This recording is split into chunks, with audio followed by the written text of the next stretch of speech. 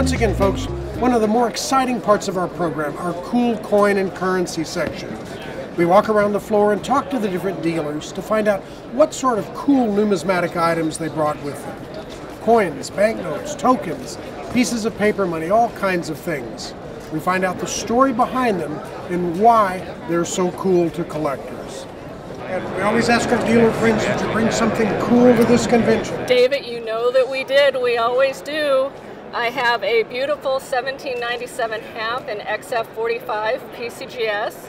The 1796 and 1797 design is the rarest of all silver types across the spectrum. Less than 4,000 coins were produced in those 2 years.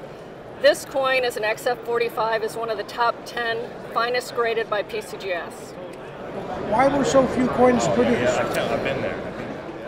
That is an excellent question. You know, it was when the mint was in its infancy, and I don't think there was a big demand for half dollars.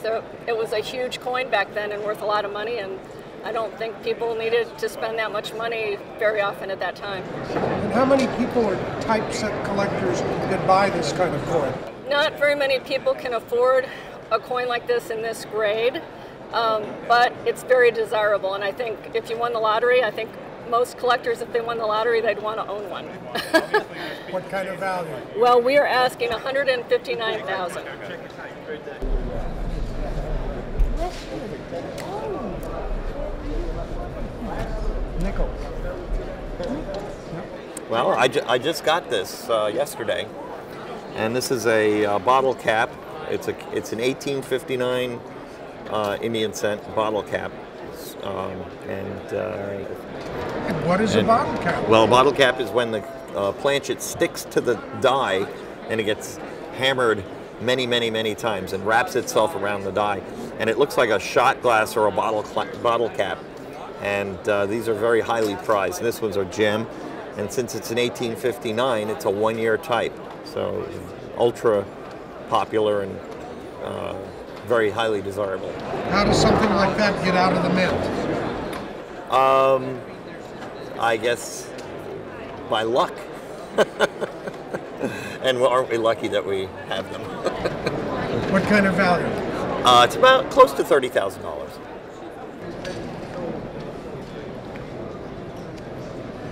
Pulled out a coin here that I think is quite interesting to collectors. It's an 1836 Gobrecht dollar. And dollars were discontinued after 1804. So the first authorization to restrike dollars came in 1831, and then it didn't really happen until 1836. Christian Gobrecht was the chief engraver at the mint, and so he designed the Seated Liberty dollar, the one I have here, and this particular issue has no stars on the obverse of it, like most seated dollars do. So this was his design, and if you look carefully at the bottom of the coin, his name is very prominently spelled right on the bottom of that, where Liberty is seated there.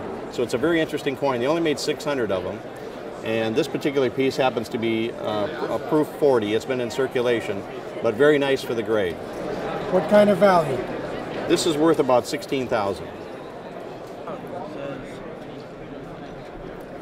Probably the coolest thing I have right now is a porcelain medallion. It doesn't seem numismatic, but it is. It's listed in the Betts book. It's actually made of what the French called terre cuite, cooked earth, terracotta if you want to speak the Italian. It's mud, and it's got a portrait of Ben Franklin on it. That was done in 1777.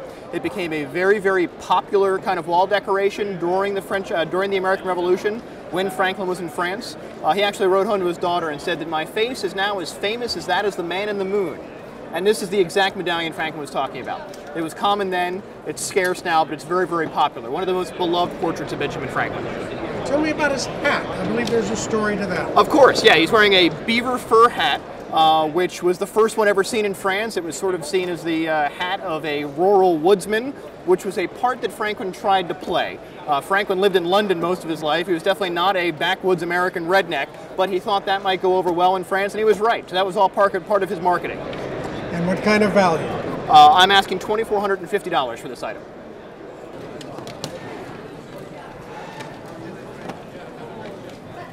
Well, here at this show, we actually have a pair of 07 Saints. And the idea behind this is we have the high relief, which was made only that year, and then the regular flat relief that was made later that year because the high reliefs would not stack. '07 created a number of ways to collect it, and this is just one of the prettiest coins that the government ever made, and how you have the opportunity to buy a high relief and a low relief together. For the folks that don't know, what is a saint? St. Gaudens was named after August St. Gaudens, the designer of the coin itself. It's a $20 gold piece. What kind of value on each of them? Well, the flat one is going to be worth around $5,000 or so dollars. The high relief is worth about $45,000. Well, I didn't bring it, but I bought it here. You recorded that last night, I believe, in the auction. A 27S and 67, a population of 4. One has a plus, and this is the one that has that plus. Beautiful coin, all the amenities, a lustful coin that would fit most collectors, and maybe not the budget end of it, but the beauty's there. And how tough is it to find the 27S in that grade? The population is 4 for the world, and only one with a cat sticker. And I have it in my hand, and it's a plus. And why do people like the Standing Liberty series? It's a very short series. It's not enough. No one owns enough to beat them up or beat them down. It's a collector-driven series. It's a short series, and it's a 20th century series. Got all of the pluses to make it a great coin, great series. What kind of value? 40,000 plus.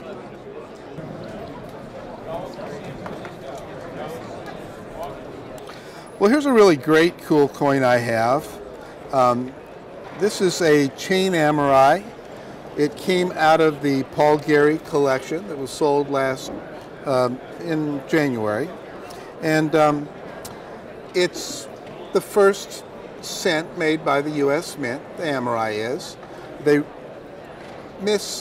They weren't sure how to put all the United States of America on the back, and they ran out of room, so they just wrote AMERI with a period on it afterwards instead of America.